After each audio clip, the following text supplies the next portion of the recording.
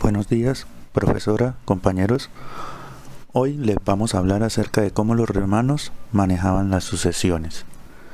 Debemos partir del hecho que ni las relaciones jurídicas ni de derechos subjetivos son perpetuos, ya que no van a ir más allá de la muerte de la persona o el sujeto de derecho.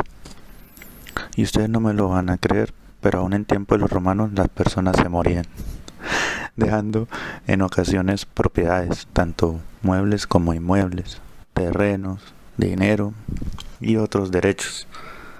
A todo esto se le debía adjudicar un nuevo propietario o dueño. También se debe tener en cuenta que desde tiempos inmemoriales la búsqueda de estos nuevos dueños, a lo que dejan fallecido, ha llevado a enfrentamientos de toda índole entre familiares, amigos, conocidos y extraños. Por esta razón, los romanos, dentro de su forma política para el manejo de la sociedad, trataron de establecer un modelo legal, equitativo y justo para esta transición, buscando que la conformidad fuera el común denominador de las partes que tuvieran inherencia en este tipo de situaciones. Compañeros, profesora, pues queremos decirle que pues si van teniendo alguna duda durante el transcurso de los puntos que vamos a tratar en esta exposición, la vayan anotando y al final haremos una especie de mesa redonda y vamos a discutir las dudas que tengan cada uno de ustedes. Los integrantes somos estudiantes del grupo 18 de primer semestre de Derecho de Uniciencia, a saber, doña Juliet, doña Alba, don Edgar, doña Zuleibi, doña Yulisa, doña Mónica, don Ciro y quienes está hablando en estos momentos, Saúl.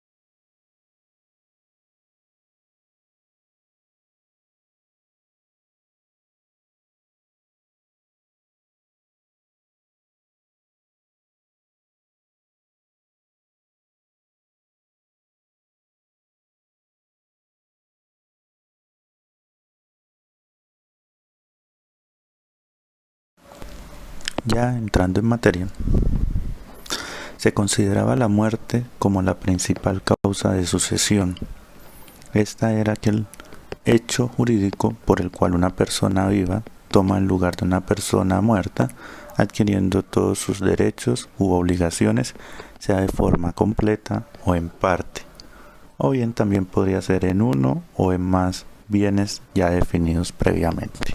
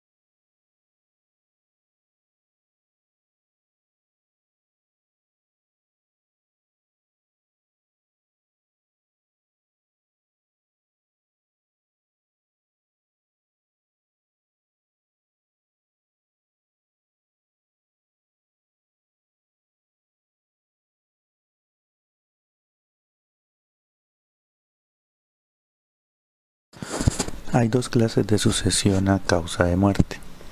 Aquella sucesión a título universal es donde se hace la sucesión tomando todo lo que deja el extinto como un todo y sea transmitido totalmente a una persona o en partes a varias personas. A esto llamamos herencia.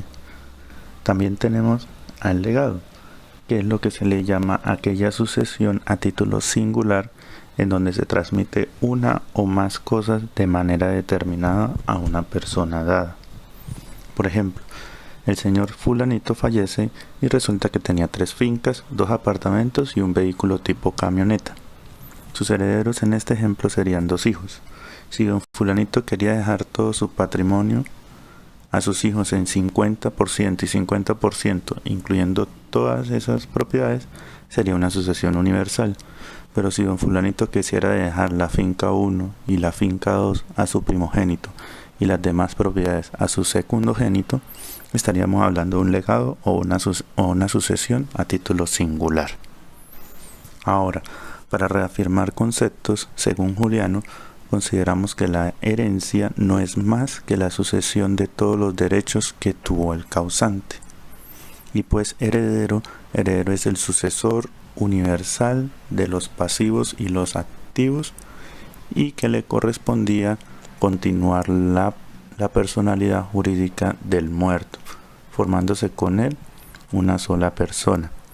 Por lo que se dice que el heredero pasa a tomar tanto los pasivos como los activos del difunto, totalmente o en la cuota que le correspondía.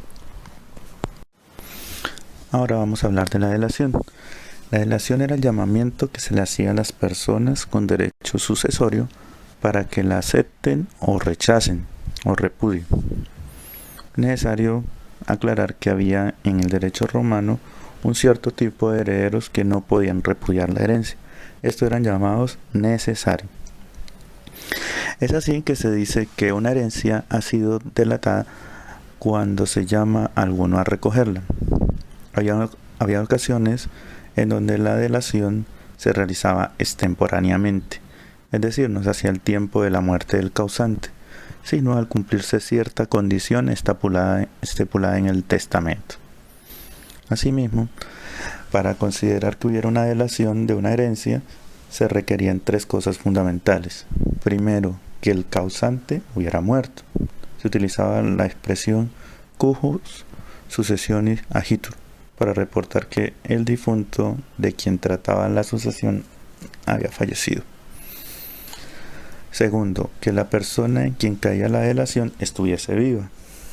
Y tercero, pero no menos importante, que existiera la capacidad de suceder a causa de muerte.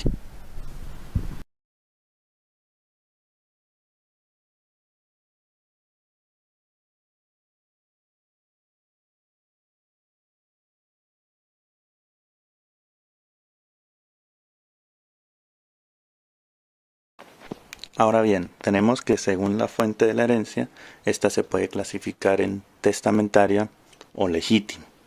La testamentaria es la que proviene del testamento y la legítima es la que proviene de la falta de testamento o habiendo uno, se declaró nulo. Esta también se llama ab intestato.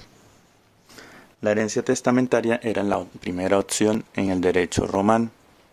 Y solamente, como ya dijimos, si no había o estaba nulo el testamento, se utilizaba la herencia ab intestato o legítima. También hay que decir que pues no, en el derecho romano no se podía dejar una parte de la herencia testada y una parte de la herencia ab intestato. No, si pasaba esta situación, toda la herencia iba a los que estaban nombrados en el testamento. Hola chicos, mi nombre es Zuleida Andrea Gómez y vamos a entrar a explorar lo que se trata el capítulo 2 de las sucesiones testamentarias. Como sabemos, en el derecho romano la sucesión testamentaria es el acto personalísimo y solemne irrevocable en el que se contiene la institución de uno o varios herederos, y esta tiene unos requisitos que les voy a explicar.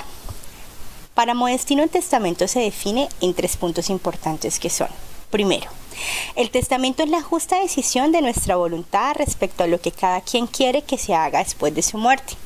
Esto quiere decir que es como la última decisión de la persona antes de partir. Segundo, la palabra testamento toma su origen del testamento de la mente, pero respecto a esta definición, los romanos la han criticado ya que ellos piensan que no expresa el elemento principal del testamento, porque no se define cuál es la institución del heredero y como sabemos en el derecho romano no podía haber testamento sin institución del heredero.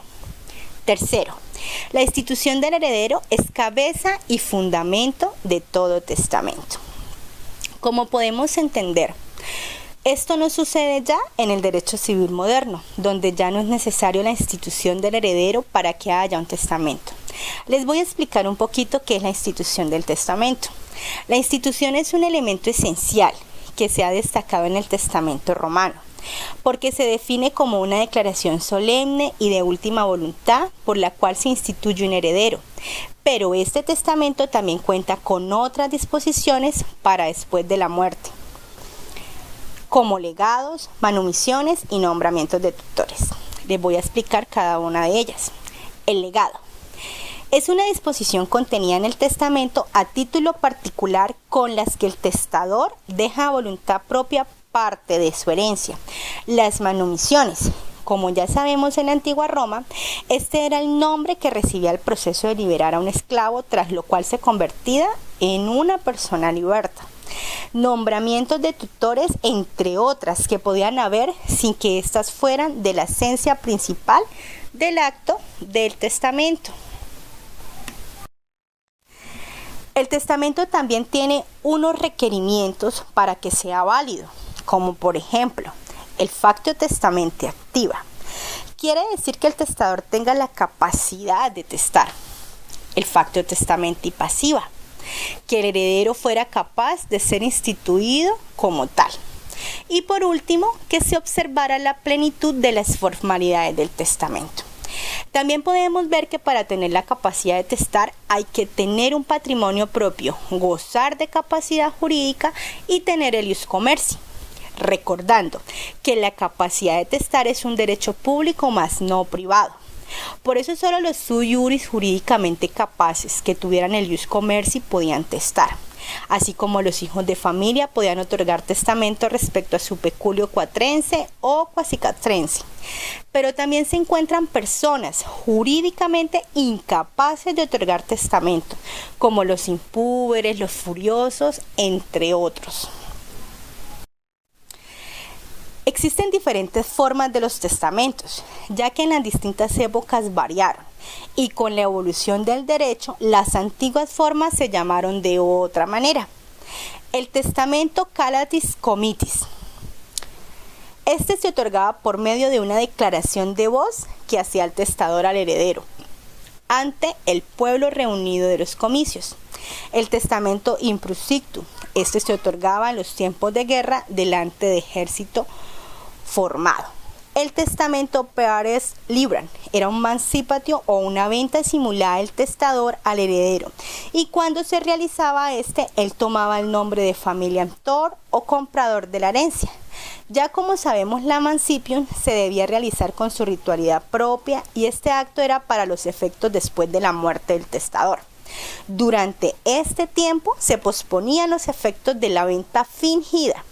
Por eso esta forma de testamento sufrió una transformación en la mancipación, ya que solamente se conservaba como una ritualidad del testador y éste disponía de sus bienes hasta después de su muerte, en los términos que se presentaban en las tablas, y allí se escribía el verdadero nombre del heredero. Este ritual se utilizaba con una persona de suma confianza para que, llegado el momento, entregara la herencia al verdadero heredero. Encontramos el testamento pretoriano. Este se despojó de la ritualidad de pear eas libran y conservó su ausencia, que se otorgaba en presencia de 7 testigos que con sus sellos signaban las tablas que contenía el testamento. Testamento en el derecho justiniano. También encontramos unas formas de testamento, ya que en esta época el testamento podía ser público o privado. Era público el que se otorgaba ante el emperador o el magistrado, ya presentando el escrito lo que éste contenía, y así lo depositaban en los archivos públicos, y se hacía una declaración testamentaria verbal que quedaba protocolizada, al contrario del testamento privado, porque que éste debía ser otorgado ante 7 testigos idóneos que se invitaban expresamente a este acto. Teniendo en cuenta que todos no podían participar porque no eran testigos idóneos, como los que no tenían la facti testamenti activa, ni las mujeres, ni los mudos, ni los sordos, y tampoco los que formaban parte de la familia civil del heredero. No importaba si el testamento era público o privado, este debía tener una unidad del contexto, ya que este debía ser confeccionado sin solución de continuidad. Si este era privado, todos los testigos debían asistir al acto y todos debían ver y oír al testador. Este también podía ser escrito o verbal. Si era escrito, el testador presentaba el escrito a los testigos declarando su testimonio y de la misma manera lo hacían suscribir por ellos. Si era verbal, el testador declaraba con su propia voz su voluntad y era necesario que fuera oído por todos los testigos y así se dejaba en acta escrita la prueba de su testamento. Bueno, chicos, a continuación mi compañero seguirá con la exposición. Muchas gracias por todo y por su atención. Muy buenos días para todos. Ahora bien, también existían testamentos extraordinarios que eran dados en ciertos casos extraordinarios, valga la redundancia, que no permitían que se tuviera la plenitud de las formas ordinarias en las cuales eran dados los testamentos. El primero de ellos es el testamento militar, que era aquellos militares en campaña que podían manifestar su testamento de cualquier forma, podían dejar su última voluntad a un compañero de armas, ya sea redactándola estando moribundo, con una espada ya en su pecho, con sangre, como fuese, que tuviesen la capacidad de dejar sus bienes a sus herederos. El segundo era el testamento tempori pestis, que ya como su nombre lo indica, era aquel que se realizaba en lugares infestados por algún tipo de pandemia. No era necesario que el testador estuviese infectado, sino ya como que estar en la época del momento ya era suficiente para tener este tipo de testamento, acatar testamento extraordinario. Y para evitar el contagio, las aglomeraciones de gente tipo COVID, se evitaba que estuvieran los 7 testigos de manera conjunta. Entonces ya esto era una manera directamente de evitar un requisito que era la unidad del acto.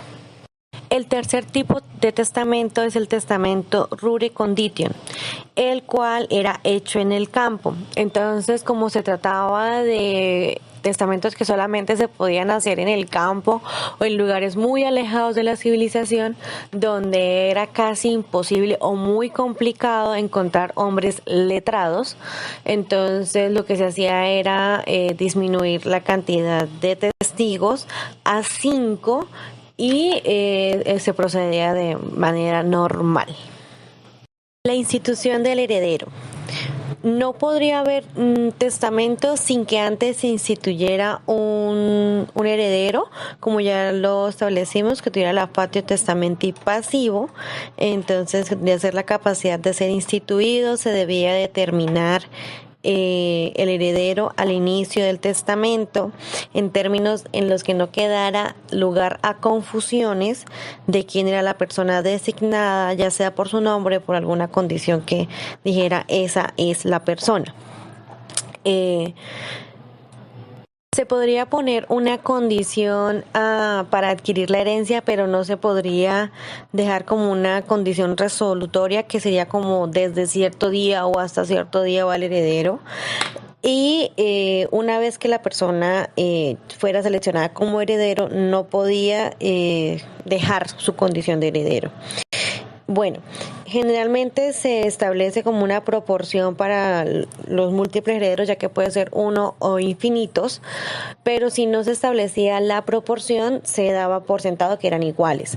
Caso contrario, entonces también habían casos en los que se podría dar una parte de la herencia a una persona y una parte igual a otro grupo de personas. Entonces podría ser como que Juliet y Flavio tienen una parte y ya Saúl tiene una parte igual a la que se les dio a ellos dos en conjunto. Herederos sustitutos. Bueno, era cuando el heredero principal no aceptara la herencia y tuviese que transmitirse a otro. Entonces, mientras estuviese la capacidad de ser instituido como heredero, podría ser un sustituto. Entonces, el testador dejaba como una lista de herederos que pueden sustituir al anterior, podrían ser muchísimos, y en cuyo caso, bueno, el heredero sería del testador y nunca, como el sustituto nunca vendría a ser heredero del principal. Entonces, la sustitución del heredero de uno por otro, que era como el caso más común, se llamaba sustitución vulgar y se diferenciaba de la pupilar, que era la disposición que ponía el testador, que declaraba un heredero a su hijo impúber en caso de que llegase a fallecer cuando su hijo todavía no tuviese la edad adulta, y la otra que era la cuasi pupilar, que era la que dejaba el padre, le declaraba un heredero a su hijo furioso o mentecato para que en caso de que falleciera estuviese pendiente de esa persona, administrando sus bienes. Y en esta sí el heredero era del hijo y no del testador principal. Invalidación de los testamentos. El testamento era considerado nulo desde el inicio si carecía de los elementos necesarios, como son la capacidad, las solemnidades según la época y la institución del heredero. También era anulable cuando llevaba algún vicio congénito, como el error, como el fraude, el engaño, o iba coaccionado. Era irritium cuando, habiéndose nacido válido el testamento, debido a una capitis de minuto, se invalidaba. Testamento destitutum. Era aquel cuando el testador no tiene herederos, porque ya sea que le falten todos los instituidos en el testamento, porque no se hayan cumplido las condiciones por las cuales fueron instituidos, o porque no puedan o no quieran adquirir la herencia.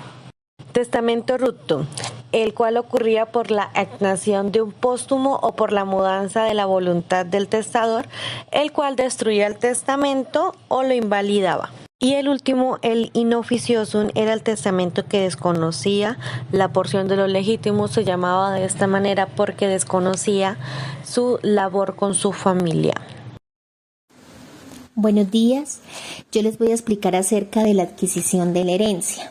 En el derecho romano, para determinar en qué momento se adquiría la herencia, se establecieron 3 tipos de herederos. El primero era el heredes necessari. Eran los esclavos instituidos como herederos, los cuales debían quedar en libertad a la muerte del testador. Estos herederos no podían repudiar la herencia y la adquirían al momento de la muerte del testador. El segundo era el heredes suit id necessari. Eran los hijos que se encontraban bajo la patria potestad del testador al momento de su muerte. Estos herederos se decían suyos porque iban a heredar en su propio patrimonio en virtud del sistema de copropiedad familiar. Y se decían necesarios porque tampoco podían repudiar la herencia, salvo el beneficio de astinendi, del cual les voy a hablar más adelante en los beneficios.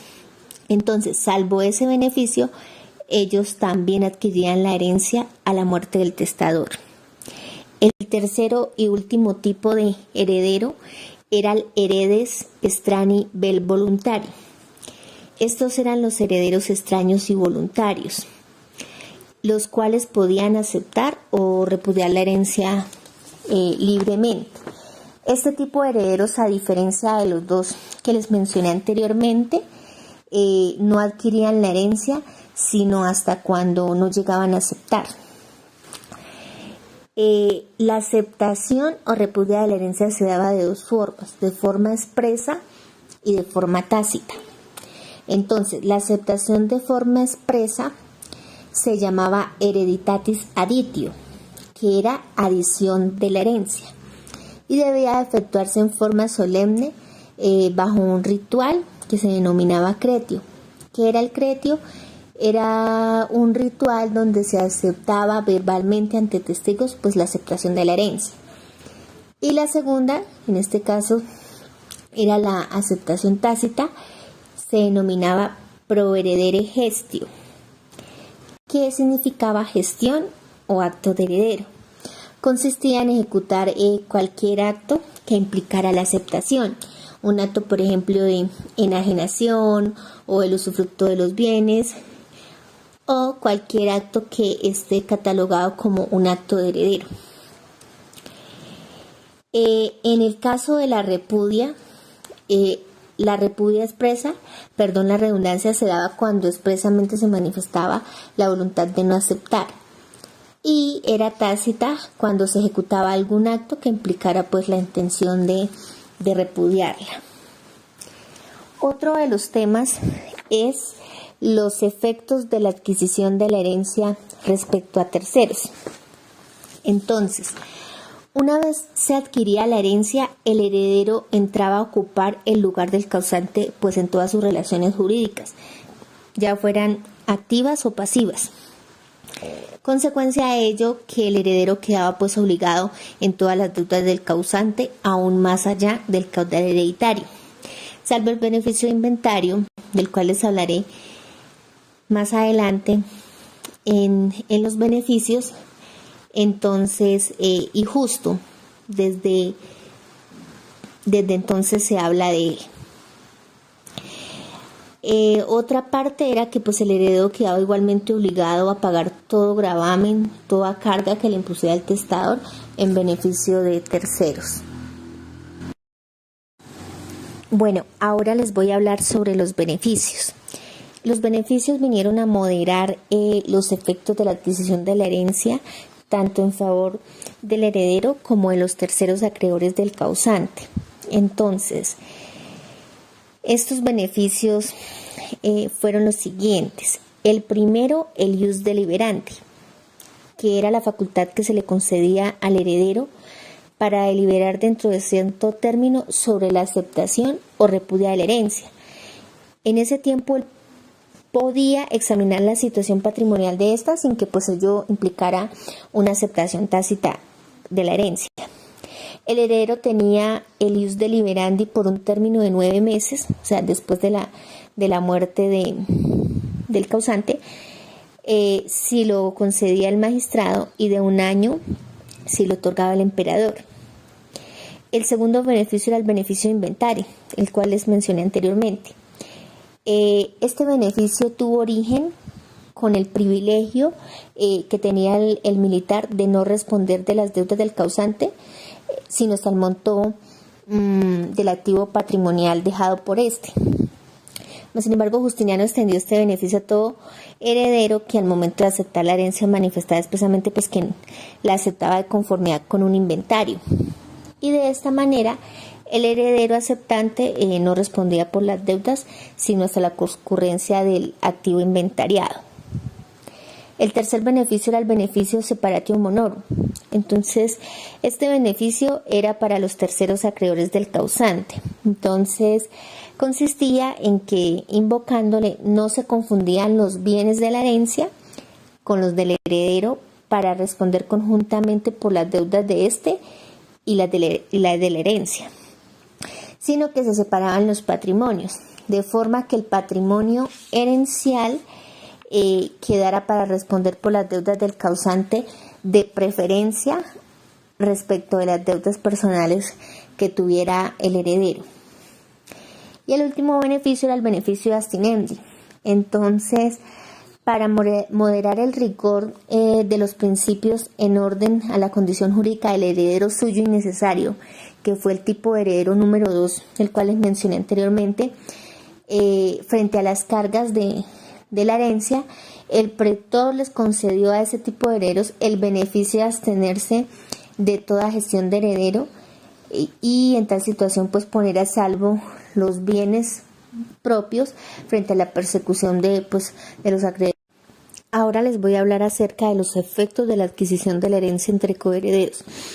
Estos efectos eran tres. El primero era la comunión o comunidad de bienes hereditarios.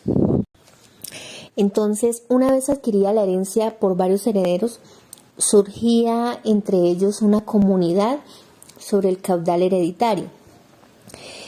Esta comunidad podía finalizar a petición de cualquier heredero mediante la acción familiar circundae, que no era otra cosa que la división de la herencia. El segundo efecto era la división de las deudas del difunto. Entonces, las deudas del difunto se dividían entre los herederos adquirientes de la herencia a prorata de las cuotas hereditarias que le hubiera correspondido a cada uno. Y el tercer efecto era la collatio bonorum. Consistía en el aporte que un descendiente debía llevar a esa masa de bienes hereditaria de lo que hubiera recibido del causante o del difunto en vida de él, porque eso se consideraba que no había otra cosa que una asignación anticipada al futuro heredero, debiendo por tanto, traerla a colación una vez muerto el causante y adquirida la herencia. Un ejemplo de esto: mi abuelo tiene 7 hijos y en vida él le dio a uno de ellos una casa, una finca. ¿Qué quiere decir? Que hablando en el derecho romano, ¿no?, que cuando él fallezca, ese hijo debe traer a esa masa de bienes hereditaria, porque pertenece a esa masa de bienes hereditaria esos bienes. Ahora les voy a hablar sobre las acciones que se establecieron a favor del heredero adquiriente. Una de ellas era la petitio hereditatis, que era la petición de herencia. Tenía lugar a favor del heredero para obtener el reconocimiento de su derecho de herencia y mediante ese reconocimiento obtener la entrega del caudal hereditario ocupado por quien no era heredero. Era una especie de reivindicación. Es decir, un ejemplo, una finca, para traer nuevamente una finca a colación, ocupada o habitada por una persona que se hace llamar dueño, porque la tenía en posesión, pero no era verdadero heredero. Entonces era como la facultad que tenía el que sí era heredero para reclamarla. La segunda era la actio familiar circundae. Como se la había mencionado anteriormente, era la acción de división de herencia. Se encaminaba a obtener la división del caudal hereditario entre los herederos adquirientes de la herencia. Tenía como particularidad en el derecho romano que el juez, al adjudicar a cada heredero su parte de bienes, le atribuía la propiedad de ellos. De ahí que figure este acto como los medios de adquirir el dominio en el derecho romano. Otro de los temas es el acraecimiento entre herederos, que no era otra cosa que el derecho a la porción vacante de un heredero que no podía o no quería adquirir la herencia. Un ejemplo de esto: somos 3 hermanas y una de ellas no puede adquirir la herencia. Entonces la parte de ella debe ser dividida en partes iguales para las otras 2. Otro de los temas a tratar es el desheredamiento. El testador podía prescindir de manera unimoda de instituir a un heredero, a un descendiente suyo, hallándose o no bajo su patria potestad, por la libertad ilimitada y absoluta que le consagraba la ley de las 12 tablas. Pero posteriormente se optó por imponerle al testador la obligación de declarar expresamente que desheredaba a un descendiente bajo su patria potestad no instituido, so pena de que se invalidara el testamento, pero no se le obligaba a expresar los motivos por los cuales lo hacía. Pues ya fue más tarde cuando vino a establecerse una serie y sustantiva limitación a la soberanía de la voluntad del testador, instituyéndose que no se podía heredar sin justo motivo a un descendiente suyo.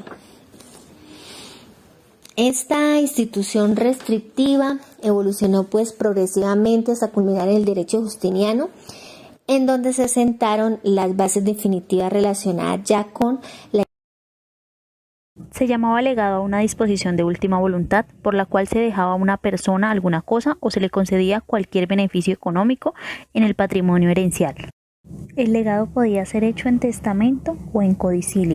El codicilio puede otorgarse en ausencia de testamento o para complementar uno ya otorgado. Con esto se facilita al testador la modificación de su voluntad, manteniendo lo principal de lo decidido en el testamento. El legado se dividía en dos clases.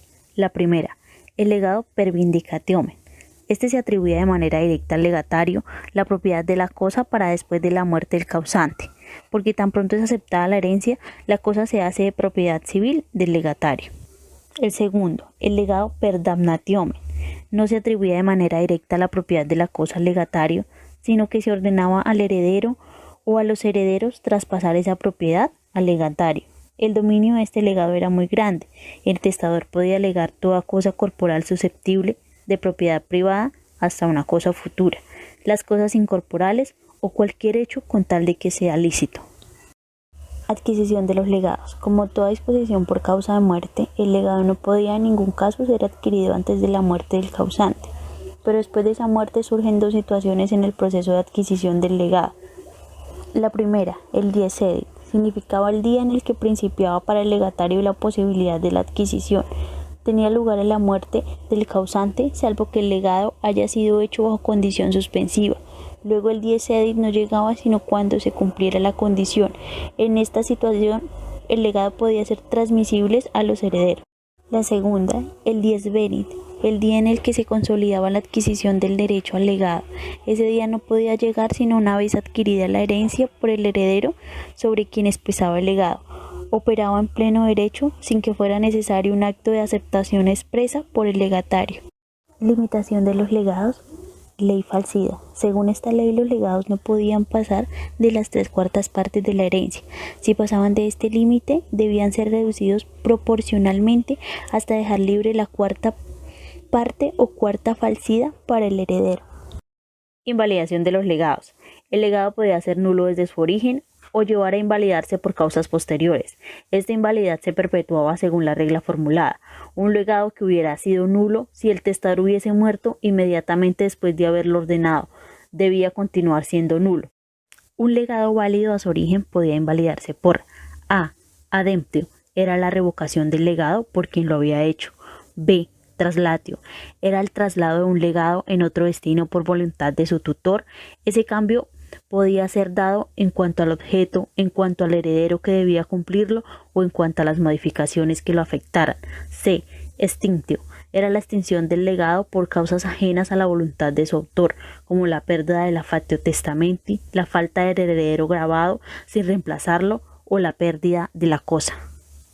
Buenos días, mi nombre es Mónica Prieto y vamos a continuar con el tema de legados. Bien, al igual que en la herencia ocurría este fenómeno de acrecimiento entre coherederos, aquí en los legados ocurrió el fenómeno de acrecimiento entre colegatarios.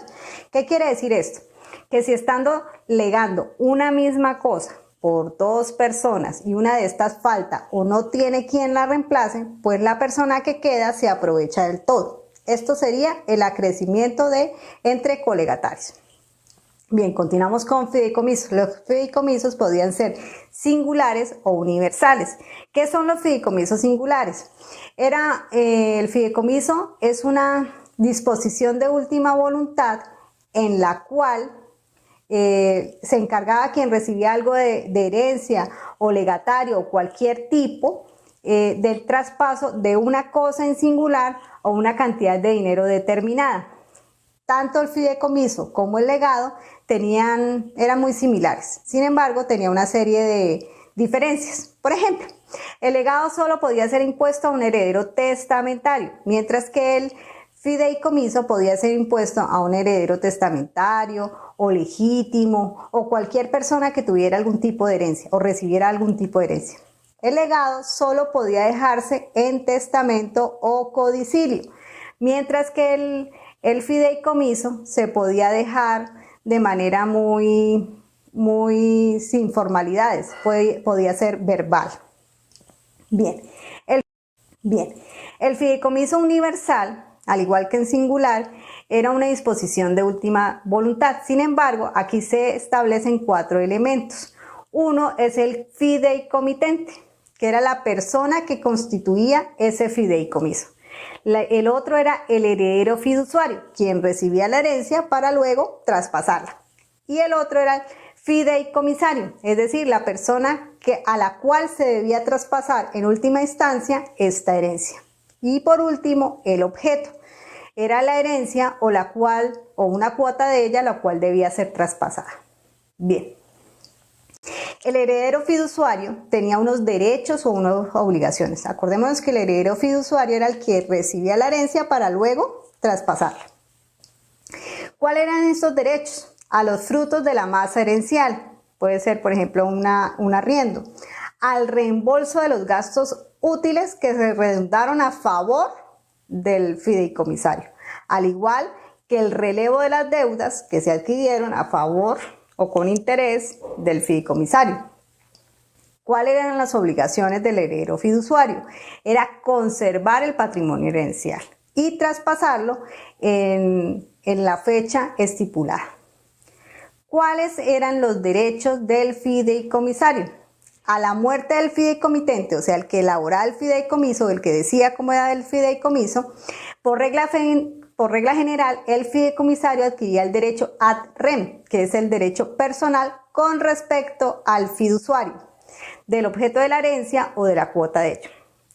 El heredero fiduciario podía negarse de recibir esto. Sin embargo, el fideicomisario lo podía obligar, pero este ya perdía sus derechos de heredero fiduciario, ¿sí? Y lo traspasaba al heredero fideicomisario. Bien, al traspaso del tiempo empezaron a existir una serie de limitaciones.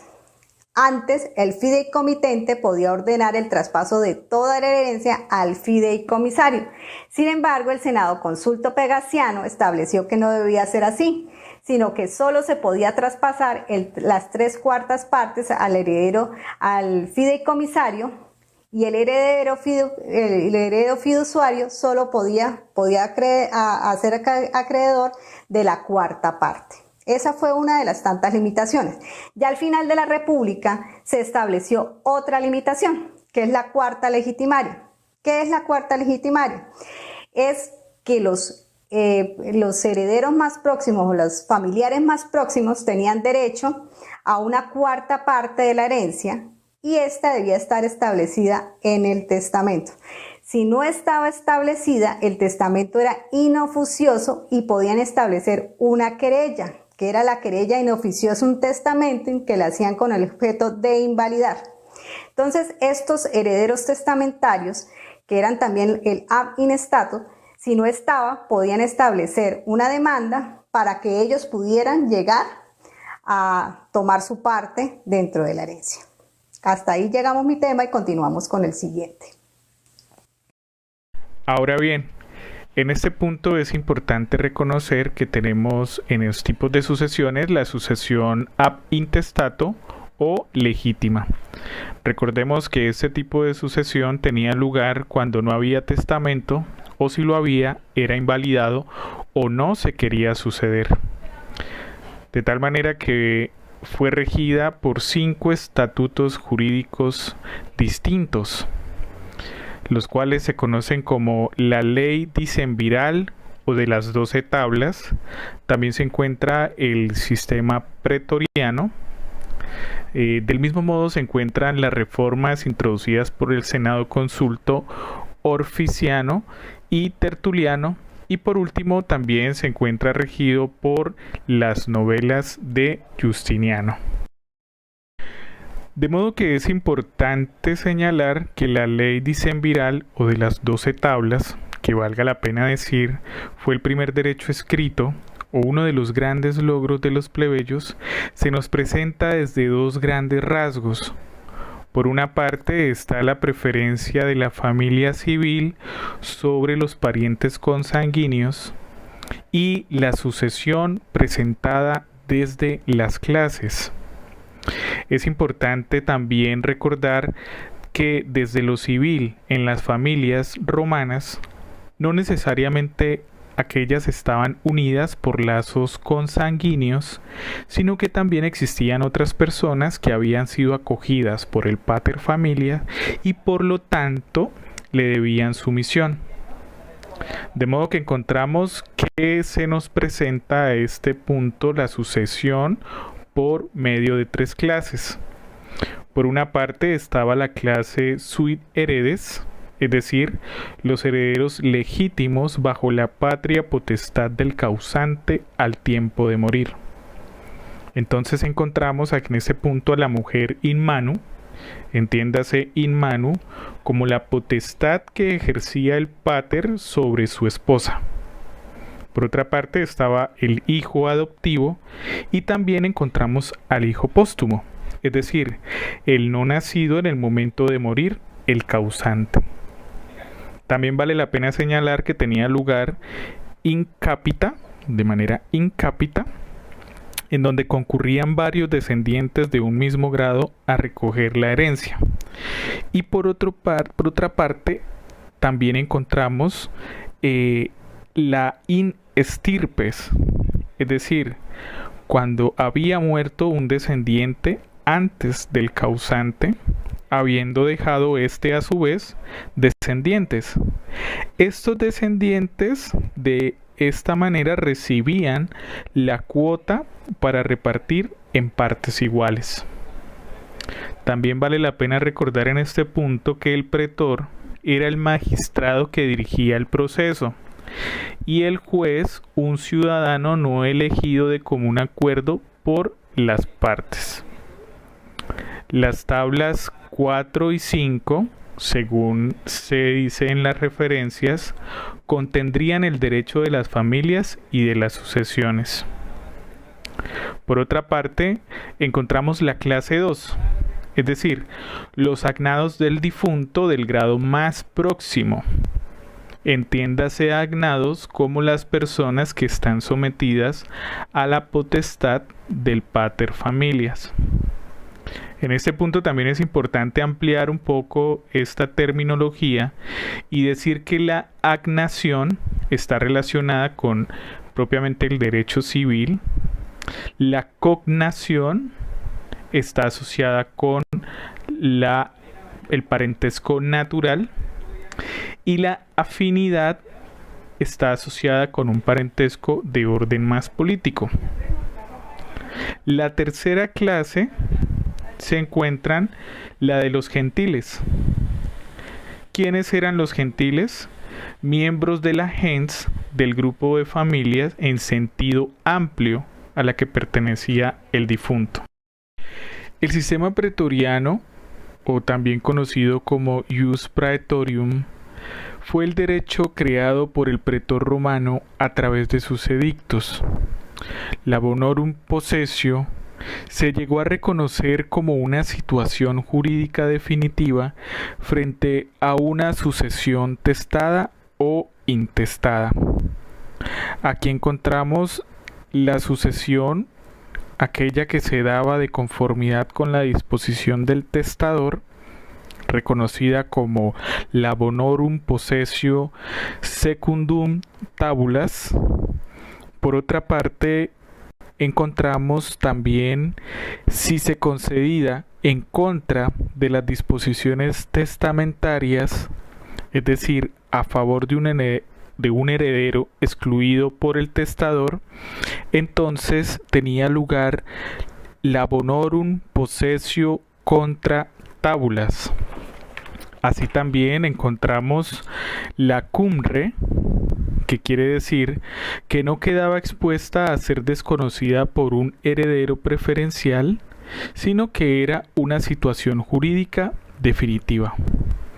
Y por último se encuentra la sine re, que tenía el carácter precario expuesta al derecho preferencial. es decir, se adquiría la propiedad in bonis o bonitaria como aquella adquirida o transmitida haciendo caso omiso a los modos solemnes consagrados en la ius civile. En la bonorum possessio intestata también aparece 4 clases establecidas por el pretor. Estas 4 clases de sucesiones se encuentran de la siguiente manera. En primer lugar está la unde liberi, en donde los hijos legítimos son considerados en la sucesión por vínculo civil o por vínculo de sangre. Aquí también encontramos la aparición de la colatio bonorum. La misma permitía identificar la situación en la cual si el hijo había enriquecido el patrimonio herencial al momento de la sucesión. Por otra parte está la unde legitimi, es decir, que a falta de hijos se concedía esta sucesión a los herederos legítimos. En tercer lugar encontramos la unde cognati, es decir, aquella que se llamaba a los parientes por sangre o también llamados cognatos a falta de herederos legítimos. Y por último, la unde vir et uxor, encontramos que a falta de todos los parientes anteriores era llamado el cónyuge sobreviviente no divorciado. Mi nombre es Silvio Rojas y en este caso nos tocó los temas relacionados a sucesión. El caso específico será la consulta oficial, que decía que según la ley de civilidad los hijos no eran llamados a la sucesión a menos que la madre se encontrara en mano marítimo. Pues entonces se consideraban la madre y los hijos como hermanos y los hijos se heredaban en calidad de hermanos en la clase que le correspondía. Según el sistema pretoriano, los hijos no eran llamados a la sucesión de la madre, sino como cognados. Esto es en la tercera clase. El Senado Consultor Oficiano determinó en el tiempo de Marco Aurelio, llamó a los hijos de la sucesión de la madre en preferencia a los cognados, también a los nietos, a la herencia de la abuela, siempre y cuando no hubiesen hijos.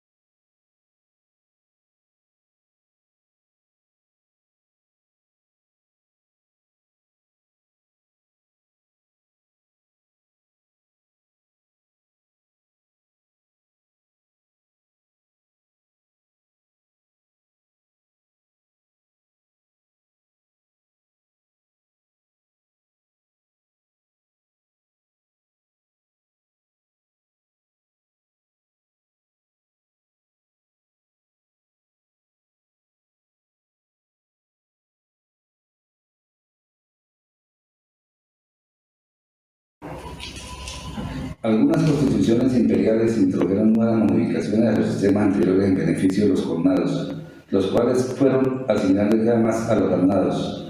Para los efectos de la sucesión intestada, en especial los descendientes, los padres, los hermanos de ambos sexos y los sobrinos, hasta llegar al sistema implantado por las novelas 11.8 y 1.27 de Justiniano.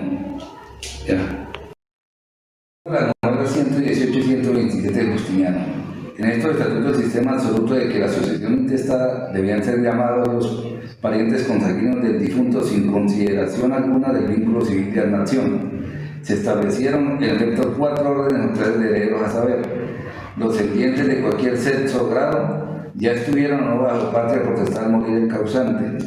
La sucesión podía ser in capita o in stirpes. Segundo, a falta de descendiente eran llamados los ascendientes, los hermanos bilaterales de ambos sexos y los descendientes en lugar de su padre o de su madre premuertos, sucediendo esto en este caso por estirpes. Tercero, a falta de las dos anteriores órdenes eran llamados los hermanos o hermanos unilaterales por sus descendientes en primer grado, o en lugar de su padre o madre premuertos.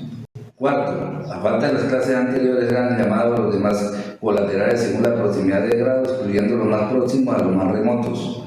A falta de todos los parientes del difunto llamados a sucederles, el cónyuge no divorciado podía pedir la bonorum possessio, unde vir el uxor. A la viuda pobre se le concedía el derecho de reclamar una parte de la herencia en concurrencia con parientes del difunto.